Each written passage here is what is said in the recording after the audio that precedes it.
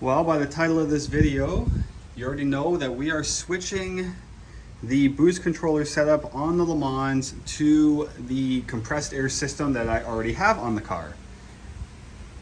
So this is something that I've wanted to do for a while, and of course I can't leave well enough alone. So the car already has air ride, so I already have onboard air, and the car currently just runs off the vacuum system. You know, like a lot of simple setups do. You know, it's just the vacuum lines. I'm going to be putting a second MAC valve in, and at the back, you know, I've got compressors in a tank. That's all for the air ride. This airline was just utilized, it was occupying this hole up top, which I want to now use for the boost controller. This is just my gauge up front that tells me how much air I have in the tank. So I'm just going to wire that off, and I kind of rigged up this guy. So I've got an airline coming out that side, and I've got an airline coming out after the regulator. This is just a cheap regulator I got off Amazon. I'm just going to drop this guy in the top. I can plug that airline back into that side so I still know how much tank pressure I have.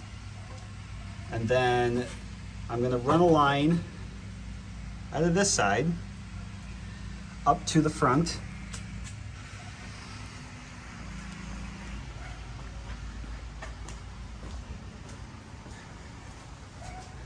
To the dual MAC valve setup that I'm going to have going on there.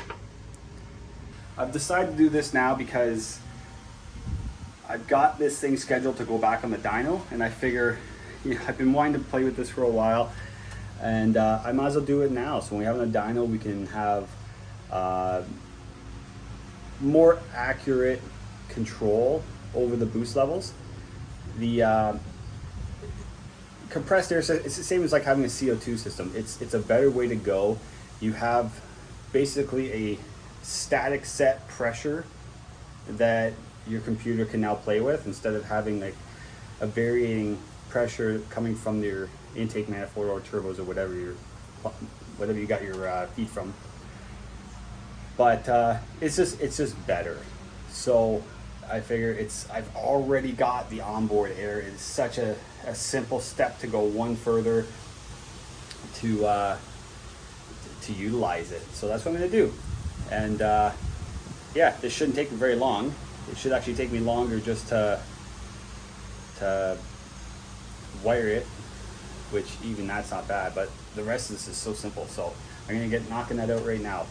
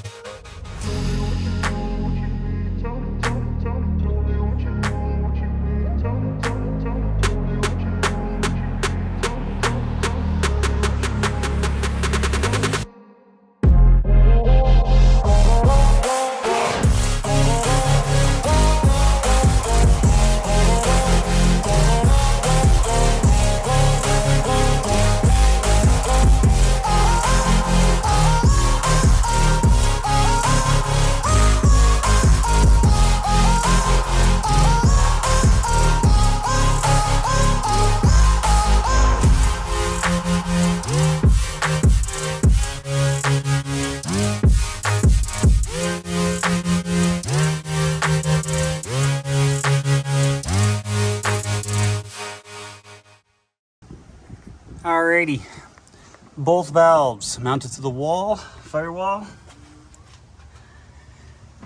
This is my supply line in, coming from the tank. It goes into the number 1. Okay? And then your other valve, it's gonna bleed air out, but air comes in the valve on the number 1 side. You're gonna cap off the number 3s. Okay, so in on 1, out on 2, in on 1, out on 2. And then this guy is your feed from your MAC valves to both your blow-off valves. Not blow-off valves, wastegates. You go into the top of the wastegate. Both sides. Because I have it teeing right here. So I come down, I tee, go to each side. I put a lighter spring in my wastegates. Pretty sure I had an 11-pound spring in there before. Now I should have a 7. So that way, if I want to command less boost than 11 pounds, I can go down to 7. But it's simple, that's all. Very easy routing.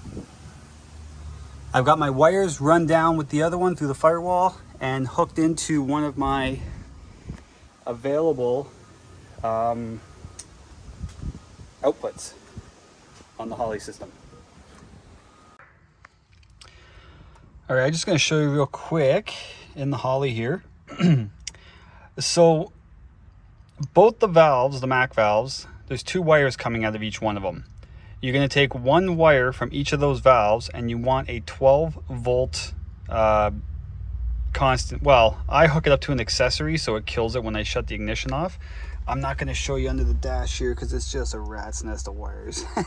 Kind of embarrassing.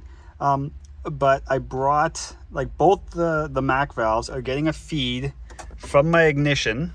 I have a wire under there that's a 12-volt ignition source. So I got a 12-volt source going to the valves. The other wire coming from each valve is going to get hooked into one of your outputs on, if you have a Holley. And one of them, B11, if you look at their diagram, that's a red, it's a gray and red wire, I believe. That's what I already had the one valve hooked up to, so I didn't have to change anything there. I looked up what B10 was, and that is a gray and black wire. So I just hooked my other valve up to that and labeled it the boost negative solenoid. So the one that gets the source from the tank, the supply, that's your boost positive. The other one that's going to bleed off the air is your boost negative. And it's not too difficult. Like I said, it's very easy to do this. You know, this was up here. Once I guess I should have just went all the way back and showed you what I did. Let's see if I can do that real quick here. Boost. I changed this from a single to a dual. Okay.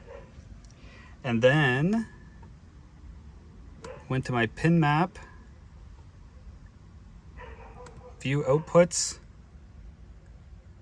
and there I've got my boost positive, which was already there from when I had the previous solenoid. And then the boost negative solenoid appears. So I'm going to drag that down to that guy. And now you've got them labeled. So now with it all set up inside the computer, everything's set up under the hood. There's not much more I can do. It's pretty much ready for the dyno. I mean, the biggest reason why I did this was because this truck is running on CO2. And this car is my guinea pig. It always has been. This is the car I've learned to do everything on. You know, when it comes welding, you know, welding stainless, you know, motor swapping, all that kind of stuff, everything air ride, did all on this car. So it's just before, it's just one more thing, like before I start doing the wastegate, CO2 boost control setup on the truck, I wanted to do it on the car first, just to make sure I did it right, and that if I make a mistake, I'll make the mistake on this car. And you know, it's a guinea pig. It's a nice looking guinea pig, but it's my guinea pig. And if I can do something better, I want to do it better. And this style of boost controller is better. So I want to understand that better way of doing it. So that's why I did it. And you know, we'll find on the dyno if I did it correctly, and we'll go from there. If I make a mistake, I make a mistake. But that's it. I'm gonna pack her away for the night. Next time you see this car, it will be on the dyno, I promise. All right, till next time, we'll see you.